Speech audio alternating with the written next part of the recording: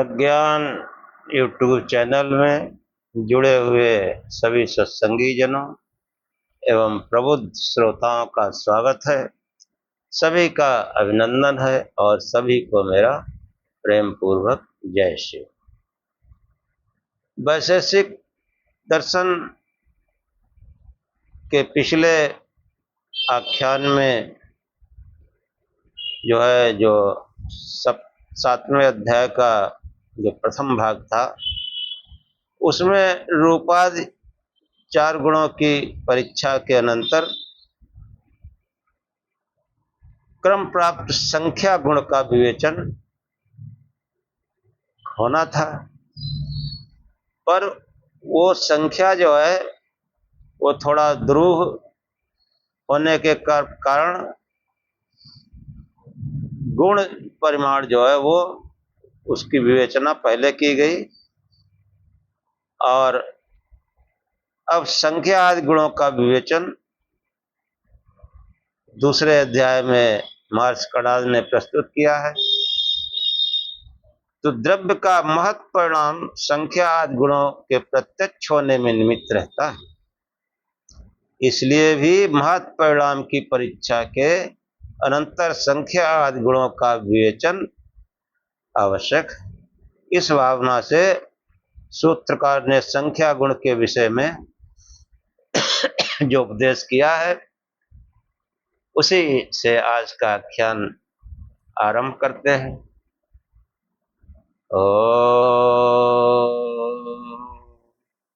असतो मा सद्गमय तमसो मा ज्योतिर्गमय मृत्योर्मामृतं गमय। हे परम गुरु, हे परमात्मा, हमें असत्य से सत्य की ओर ले चलो, अंधकार से प्रकाश की ओर ले चलो तथा मृत्यु से अमरता की ओर ले चलो। कि जो संख्या जो है द्रव्य का जो महत् परिणाम जब एक बड़े विशाल रूप में आता है तो संख्या आदि, हाँ, वो उसमें जो है कितनी संख्या में क्या हुआ जो उसका महत् परिणाम आया, उसको जो है विवेचन करते हुए, उसकी विवेचना करते हुए महर्षि कणाद कहते हैं कि रूप रस गंध स्पर्श व्यतिरेकात् अर्थांतरम एकत्वम। कि रूप रस गंध और स्पर्श गुणों से भिन्न होने के कारण अतिरिक्त अर्थ है एकत्व गुण रूप आदि गुणों का मतलब व्यभिचारी है, इसलिए यह रूपादि से भिन्न है। वायु आकाश आदि में रूप नहीं रहता पर एकत्व गुण वहां रहता है। जलाय द्रव्य में गंध नहीं रहता, वहां एकत्र रहता है। तेज आदि में रस नहीं रहता पर एकत्र वहां रहता है। आकाश में स्पर्श नहीं रहता परंतु एकत्व गुण वहां विद्यमान है, लेकिन रूप में ऐसा नहीं होता। ये इसलिए इसको रूप आदि गुणों को व्यभिचारी होने से एकत्व संख्या गुण रूपादि से भिन्न है, यह जो है ऐसा निश्चित होता है। कि सूत्र में एकत्व पद अन्य द्वित्व आदि संख्या तथा परिमाण पृथकत्व संयोग विभाग गुणों का उपलक्षण है। क्योंकि द्वित्व जो संख्या है वो परिमाण पृथकत्व संयोग विभाग, हाँ, इन गुणों का उपलक्षण है। एकत्व संख्या की भेद प्रदर्शित रीत के अनुसार वे सभी गुण रूपादि गुणों से भिन्न है।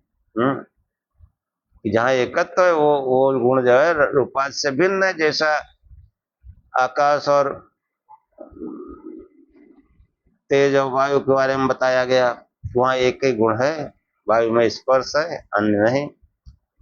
तो ये जो है रूप और रस कि जो है जहाँ रूपादि गुणों में एकत्व संख्या आदि की प्रतीत होती है वह एक रूप है। ये दो रूप हैं, यह रूप इस रूप में पृथक है। रूप और रस दो पदार्थ हैं इत्यादि व्यवहार लोक में देखा जाता है और इससे अर्थबोध ठीक होता है, यह मिथ्या प्रत्यय नहीं है। ऐसे प्रयोग स्थलों में रूपादि गुणों के आश्रय द्रव्य में संवेद एकत्व आदि संख्या का रूपादि में आरोपित होने से वैसा औपचारिक व्यवहार होता रहता है, ऐसा समझना चाहिए, क्योंकि गुण का गुण में संवेद होना असंभव है। रूप और संख्या दोनों गुण हैं, एक एक दूसरे में संवेद नहीं रह सकते। गुण केवल द्रव्य में संवेद रहते हैं। सामान्य आदि पदार्थों में एकत्व का व्यवहार भी औपचारिक ही समझना चाहिए। एकत्व के समान पृथकत्व एवं एक पृथकत्व भी रूपादि गुणों से भिन्न है। सूत्रकार कहता तथा पृथकत्व, वैसे पृथकत्व गुण भी जो है रूपादि में से भिन्न समझना चाहिए। जैसे एकत्व संख्या का रूपादि से भेद स्पष्ट है, वैसे पृथकत्व गुण का रूपादि से भेद समझना चाहिए। एकत्व गुण जैसे रूपादि का व्यवचारी है, वैसे पृथकत्व गुण भी जहाँ रूप नहीं रहते पृथकत्व रहता है, अतः यह गुण रूपादि से भिन्न है। एकत्व संख्या नित्य द्रव्य में नित्य तथा अनित्य में अनित्य होती है। द्वितीय संख्या सर्वत्र अनित्य है। पृथकत्व और एक पृथकत्व आदि गुण नित्य द्रव्य में नित्य तथा अनित्य में अनित्य होते हैं। कि जो है कई आचार्य ऐसा मानते हैं, उन्होंने पृथकत्व को गुण नहीं माना। उनका कहना है कि घट और पट से पृथक है अथवा घटपट नहीं है। इन दोनों प्रकार के प्रयोग में अर्थ समान प्रतीत होता है। पहला प्रयोग पृथकत्व गुण के आधार पर है, दूसरा प्रयोग अन्योन्याय भाव के आधार पर। जब उसी अर्थ में प्रतीत अन्योन्याय भाव आधार पर संभव है तो पृथकत्व को मानना अनावश्यक है। दोनों प्रकार के प्रयोगों में अर्थबोध समान नहीं होता। पहले प्रयोग में दोनों पदार्थों के स्वतंत्र अस्तित्व का बोध होता है, जबकि दूसरे प्रयोग में एक का अन्यत्र अभाव। पृथकत्व के आधार पर विशिष्ट प्रतीत होने से पृथकत्व का अतिरिक्त को होना प्रमाणित होता है। जब पृथकत्व रूपादि से भिन्न है तो एक पृथकत्व आदि का भिन्न होना स्वतः प्रमाणित हो जाता है। कि शिष्य जिज्ञासा करता है कि एकत्व में एकत्व तथा पृथकत्व में पृथकत्व लोक व्यवहार में देखा जाता है, क्या यह यथार्थ है? ऐसा जिज्ञासा होने पर मार्क्स कड़ात कहते हैं कि एकत्व पृथकत्वयो एकत्व पृथकत्वाभावो अणुत्व महत्वाभ्याम व्याख्याता। एकत्व और एक पृथकत्व गुण में एकत्व और एक पृथकत्व का अभाव है। अणुत्व और महत्व से व्याख्या किया गया समझना चाहिए। एक अणु है, एक महत्व परिणाम है, ये दोनों अलग अलग हैं। कि जो है अणुत्व और महत्व में अणुत्व महत्व संवेद नहीं रहते। कारण यह है कि अणु का समवाय द्रव्य में है, गुण में नहीं। गुण में गुण नहीं रहता। यहाँ भी एकत्व और पृथकत्व गुण है, इनमें किसी प्रकार का समवाय संबंध नहीं।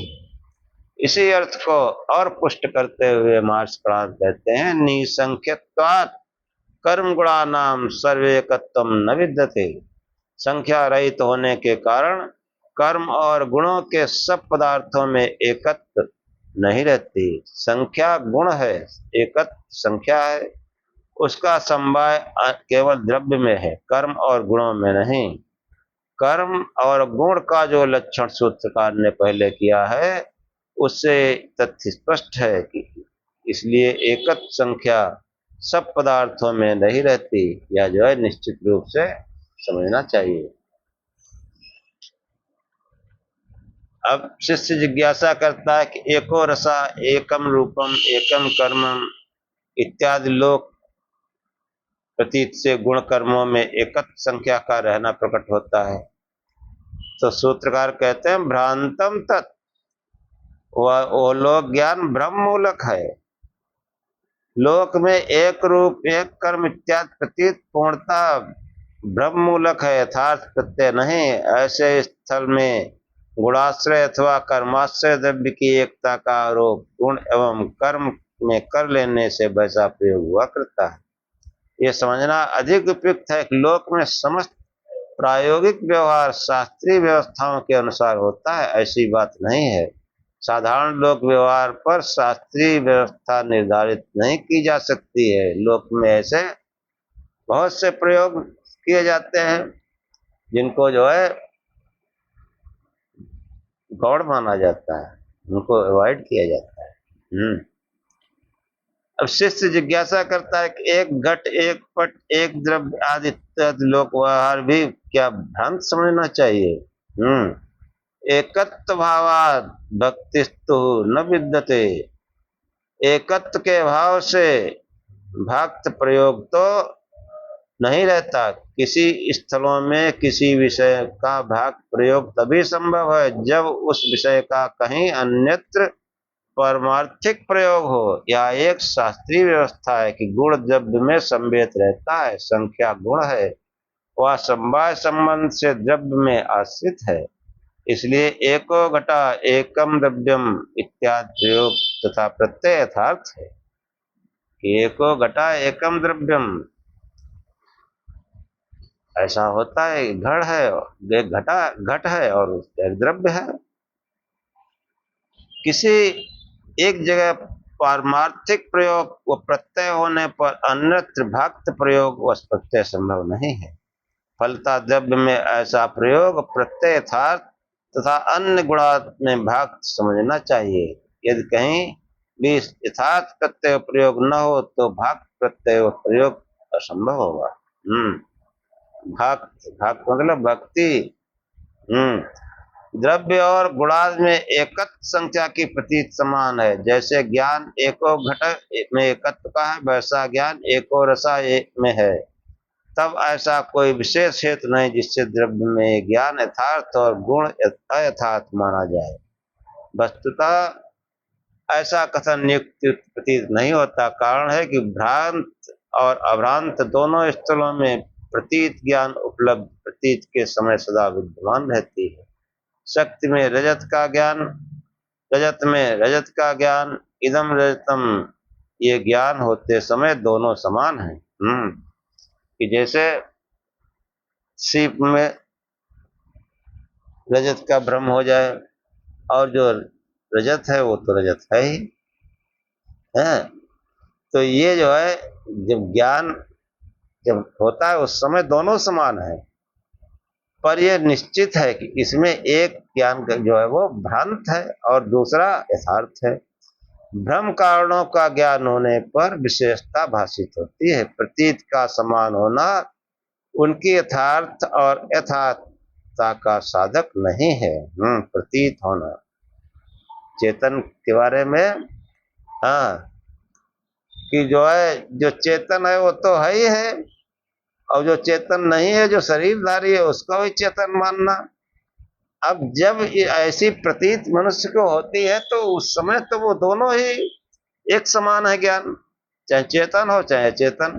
अगर अचेतन को हम चेतन समझते हैं और जो वास्तविक चेतन है उसको भी चेतन समझते हैं तो उस समय ज्ञान के समय दोनों समान है।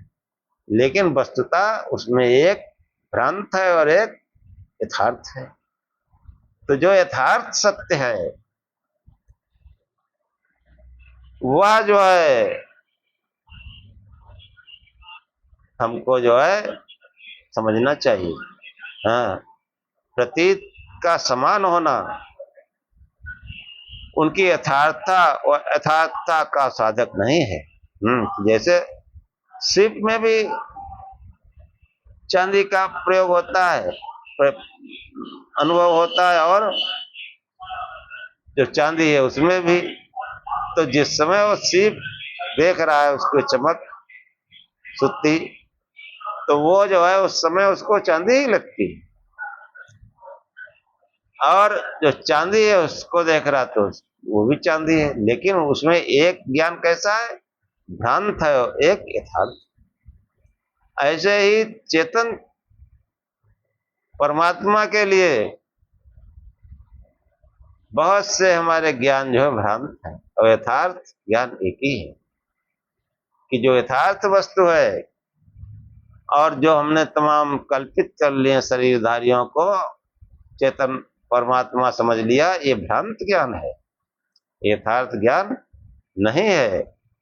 लेकिन जब तक मनुष्य उसको मान रहा है तब तक उसके लिए यथार्थ ही। हाँ, जब कोई सत्संग करे, चर्चा करे, बुद्धि लगाए, तो यथार्थ ज्ञान हो जाएगा। और यथार्थ ज्ञान तो भाई क्या कहने क्या है, कि जो है तैत्तिरीय उपनिषद में प्रार्थना की गई, सन्नो मित्रा संवरुणा सन्नो भवत्तु अर्यमा सन्ना इंद्रो बृहस्पति सन्नो विष्णुरुक्रमा ओम नमो ब्रह्मणे नमस्ते वायो त्वमेव प्रत्यक्षं ब्रह्मासि त्वमेव प्रत्यक्षं ब्रह्म वदिष्यामि ऋतं वदिष्यामि सत्यं वदिष्यामि तन्माम अवतु तद्भक्तारम अवतु। ओम शांति शांति शांति। कि हे वायुरूप ब्रह्म, तू प्रत्यक्ष ब्रह्म है, मैं तुझे ब्रह्म कहूंगा, सत्य कहूंगा, रित कहूंगा, रित मतलब यथार्थ सत्य। लेकिन जो ये वायु रूप ब्रह्म है ये यथार्थ नहीं है, यथार्थ सत्य इस वायु रूप ब्रह्म के द्वारा जाना जाता है, प्राणोत्थान से, प्राण की उन्नत से, प्राण की साधना से, प्राण की उपासना से। हाँ, उपासना तो हम प्राण की ही करते हैं, साधना तो प्राण की ही करते हैं। प्राण जो है उन्नत होता हुआ उस परमात्मा से मिला देता है ध्यान के माध्यम से। लेकिन जो प्राण है, जो प्राण की शक्तियां हैं, वो यथार्थ सत्य नहीं है। यथार्थ सत्य जो है वो परमात्मा है। और ये समस्त विश्व में जो भी हलचल, जो भी पराक्रमी महान महारथी सब दिखाई पड़ते हैं, ये सब उस प्राण के खेल चल रहे हैं। यथार्थ जो है वो सत्य, जो रित है वो अलग, उसका जो है वो जो है वेदों में वर्णन है कि सत्य और रित दो कहे गए, कि हम जो पूजा उपासना कर रहे हैं वो सत्य मान करके तो कर रहे हैं। अब वो उस समय जब कर रहे होते हैं तो हमको ऐसी प्रतीत होती है कि हाँ यह सत्य ही है। जैसे अभी उदाहरण दिया कि सीप और जो रजत असली चांदी है, और सीप दोनों में जो है प्रतीत ज्ञान के समय एक ही जैसी होती है। सीप को भी समझता है चांदी है, और जो चांदी है उसको भी चांदी समझता है। ऐसे ही जो आध्यात्मिक क्षेत्र में जब हम पूजा उपासना करते हैं तो कोई भी देवी देवता अवतार हो, कुछ भी हो, सत्य मानकर ही करते हैं, और जो सत्य है उसको भी जो है सत्य मानकर करते हैं। लेकिन वो दोनों यथार्थ नहीं है। हाँ, जो शरीरधारी है, जिसने जन्म लिया है, वो भ्रांत है, उसको सत्य मानना भ्रांत है, वो यथार्थ सत्य नहीं है। और जिसका कोई जन्म नहीं, कोई माता पिता नहीं, वह यथार्थ सत्य है, उसी को रित कहा गया, जिसका वेदों में वर्णन है। कि रित क्या है, आपको प्रारंभ के आख्यानों में मंत्र सुनाए हैं, फिर से सुन लीजिए। कि ऋतस्य हि सुरधा सन्ति पूर्वी ऋतस्य धीतिर्व्रजिनान् हन्ति ऋतस्य श्लोक बधिरात् तद् कर्णा बुधाना शुचिमान् आयो।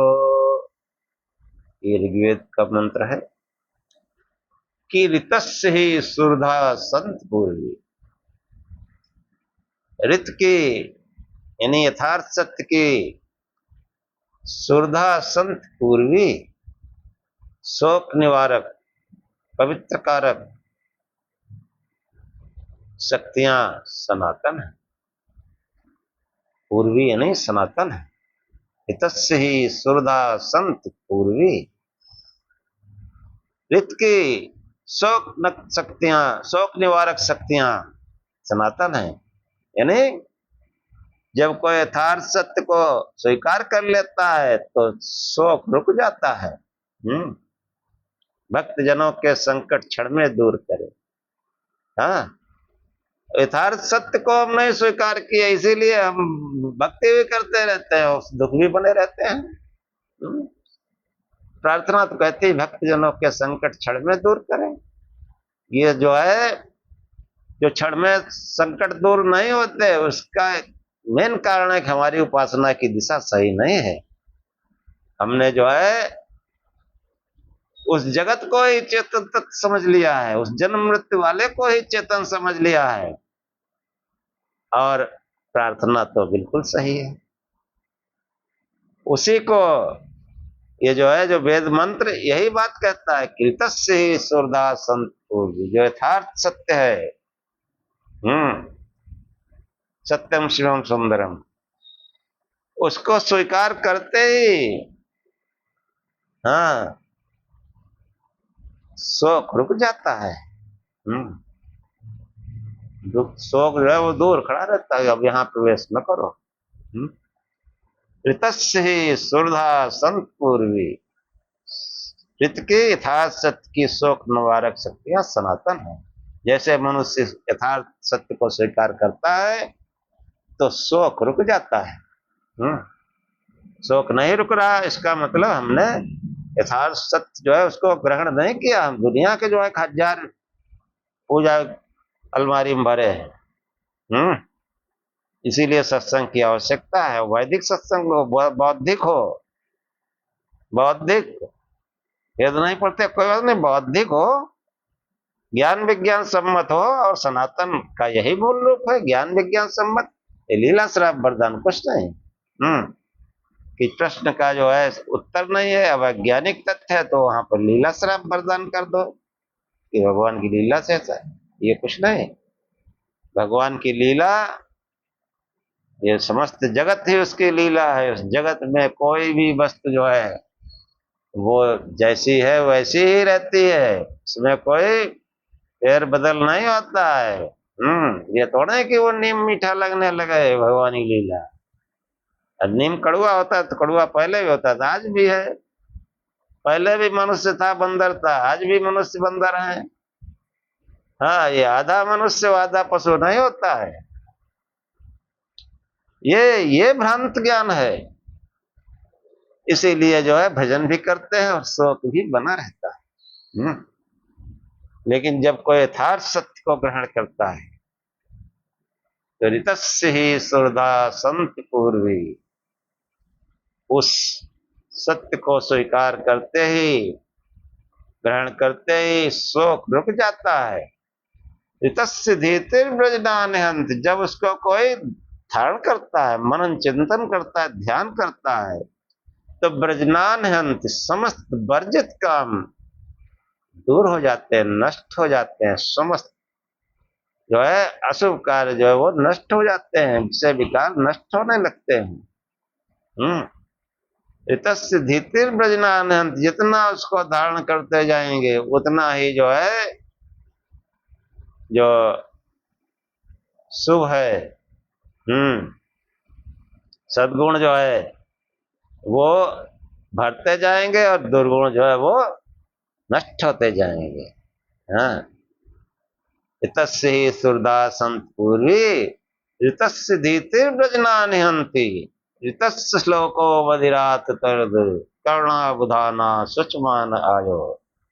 कि जो ऋत की आवाज है, ऋतस्य श्लोको, जो यथार्थ सत्य है उसकी जो आवाज है वो बधिरात तर्द, बधिरा मतलब ज्ञान से द्वेष रखने वाले, ज्ञान की बात न सुनने वाले। हाँ, कहते हैं लेकिन नहीं मानते हैं, दुनिया भर में घूम रहे लेकिन चाहे जितना कोई सिर लाए, ये मानना पड़ेगा कि सत्यम शिवम सुंदरम, सत्य ही शिव ही सत्य है, वही सुंदर है, वही कल्याणकारी है। इसको कौन नकार देगा? लेकिन इस नकारते नहीं है, फिर भी हम इधर उधर लगे हैं, तमाम अलमारी भरी पड़ी है। कि ऋत श्लोको बधिरात कर, जो ऋत की आवाज है, जो यथार्थ सत्य है, वो बहरे कानों को भी जबरदस्ती भेद कर घुस जाती है। यानी ज्ञान से द्वेष रखने वाले को भी वो यथार्थ सत्य को स्वीकार करना ही पड़ता है, उसकी वाणी को स्वीकार करना ही पड़ता है। ऋत श्लोको यथार्थ सत्य नहीं, वेदवाणी, उसको स्वीकार करना ही पड़ेगा। क्योंकि ऋत की आवाज जो है वो कैसी होती है? करना बुधाना, बुधाना मतलब जगाने वाली होती है, मनुष्य को जागृत पैदा कर देती। नहीं यार, ये जब कर रहा है गड़बड़ है, जगा दिया उसने, ऋत की आवाज ने। सुषमान इतनी पवित्र होती है, तेज युक्त होती है, हाँ, इतनी तेज होती है, इतनी तेज युक्त होती है कि वो बहरे कानों में भी जो है, कितना भी आपका कोई तो ऐसे हो, सत्य बात को स्वीकार करना ही पड़ेगा, जो यथार्थ सत्य होगा जरूर स्वीकार कर लेगा। ऋतस्य श्लोको बधिरात तर्द, आर्थ तर्द मतलब जबरदस्ती घुस जाती है कर्णा कानों में, क्योंकि ऋत की आवाज बुधाना जगाने वाली होती है, सुषमान यानी पवित्र होती, तेज युक्त होती है।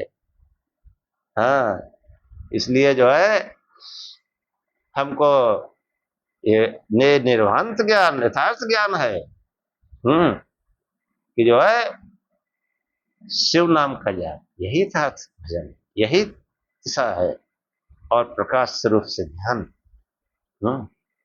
यही जो है हमको समझना है। और जब तक नहीं समझेंगे तब तक भजन भी करते रहेंगे और दुख भी बने रहेंगे।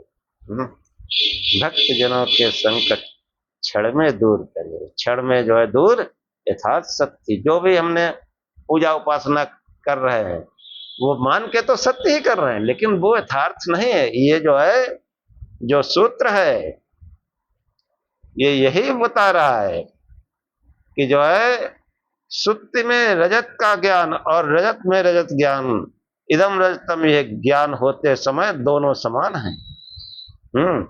जब तक हम पूजा पाठ जिसकी कर रहे हैं सत्य मानकर कर रहे हैं, दोनों समान है। जो यथार्थ सत्य उसमें भी, पर यह निश्चित है कि इसमें एक भ्रांत है ज्ञान और एक यथार्थ ज्ञान। तो जब यथार्थ ज्ञान होगा उसी को वेदों में ऋत कहा, उसको ऋत कहा गया। और ऋत का जो है जब ज्ञान हो जाता है तो जो है उसमें यथार्थ ज्ञान होता है, और फिर उससे जो है, उससे समझो चमत्कार शुरू हो जाते हैं, चमत्कार। जो भी धीतिर ब्रजना निहंती, ध्यान करते सब वर्जित कर्म, अशुभ कर्म सब मतलब दुर्गुण सब दूर हो जाते हैं। फिर से मस्तक लिखा जाता है किस्मत, फिर से, हाँ, सही भजन हो, शिव शिव जाप करो, प्रकाश स्वरूप से ध्यान करो, फिर से किस्मत लिखी जाती है। दोबारा दूसरा जन्म होता, पहले वाला गया। तभी तो द्विज कहलाता है। शरीर में ही जब कोई यथार्थ सत्य की ओर चलता है, ज्ञान की ओर चलता है, तब वो द्विज कहलाता है, वरना द्विज कोई नहीं, कोई ब्राह्मण नहीं है। दुनिया का पाखंड कर रहे अपने को ब्राह्मण कहते हैं।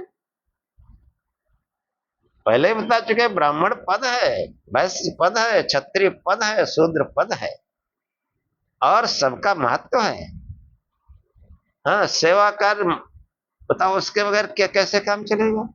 उसको आप निकट समझते हैं। और शरीर में जब कहते हैं कि जो है पदभ्याम शूद्र हो जाए, अरे पैर काट दोगे क्या होगा शरीर का? मुख जो है ज्ञान का प्रतीक है, जो ज्ञान विज्ञान में लगा रहता है ब्राह्मण है। जो युद्ध कौशल, शासन कौशल जानता है क्षत्रिय है, और जो व्यवसाय वगैरह में निपुण है वो क्षत्रिय है, वैश्य है, और जो सेवा कार्य में है वो शूद्र कहा गया। पता नहीं क्यों उसको उतना वो निकृष्ट समझ लिया गया। ये हमारे राजनीतिक लोगों का है। और धर्माचार्य भी बहुत गड़बड़ करते हैं। हाँ, कहते हैं ब्राह्मणों में भी निकृष्ट उपाध्याय योजना क्या क्या बताते हैं चौबे, ये धर्माचार्य हैं। अरे कोई निकृष्ट नहीं, मनुष्य मात्र जो है वो महान है, और वो उसमें कुछ दुर्गुण अवगुण है, वो दूर हो जाएंगे, तुरंत महान हो जाएगा, देर नहीं लगेगी महान होने में। कोई मनुष्य हो, क्या मस्तक पर लिखा के लाया कि ब्राह्मण, उसी ब्राह्मण को खड़ा कर दो सड़क पर, चारों खड़ा कर दो, ब्राह्मण क्षत्रिय वैश्य शूद्र, किसी अनजान व्यक्ति से पूछो, बताओ इसमें कौन ब्राह्मण है, कौन क्षत्रिय है, कौन वैश्य, कौन शूद्र है, नहीं बता पाएगा कोई। तो ये पद है, समाज में जिसकी जैसी स्थिति है वैसे पद की व्यवस्था रही है, और लोगों ने अपने निस्वार्थ पाखंड इसका विकृत रूप सामाजिक व्यवस्था का कर दिया। तो ये जो है, ये जितना भी है, इतना भरम जाल फैला रखा है इन पाखंडियों ने, इसका कोई हिसाब नहीं। और वेदों की तरफ को जाते नहीं, वेद शास्त्र की बात करते हैं, शब्द बोलते हैं वेद शास्त्र में, हाँ, लेकिन उसमें वेद शास्त्र में क्या है ये कुछ नहीं, उसको जानते ही नहीं। गावत वेद पुराण अष्टतक 6 और 7 सब ग्रंथन को रस। हाँ, ये वेद पुराण 18 पुराण वेद शास्त्र सभी रामायण का गान कर रहे हैं, लेकिन कुछ नहीं, हमको बुद्धि नहीं लगाना है। इसलिए सत्संग की आवश्यकता है, बौद्धिक हो, वैज्ञानिक हो, और वेद का अर्थ ही होता है ज्ञान। इसलिए जो पढ़े लिखे लोग हैं, विद्वान, हाँ विद्वान, जिनका जो है बुद्धि जो है अत्यंत सुंदर है, सुधी। बहुत से लोग विद्वान तो होते हैं, लेकिन वो उनका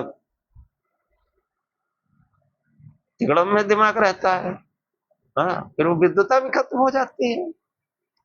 तो विद्वानों को चाहिए कि वो वेदों की तरफ जाएं, बौद्धिक ज्ञान करें, यथार्थ ज्ञान करें, वैज्ञानिक विज्ञान सम्मत है सनातन।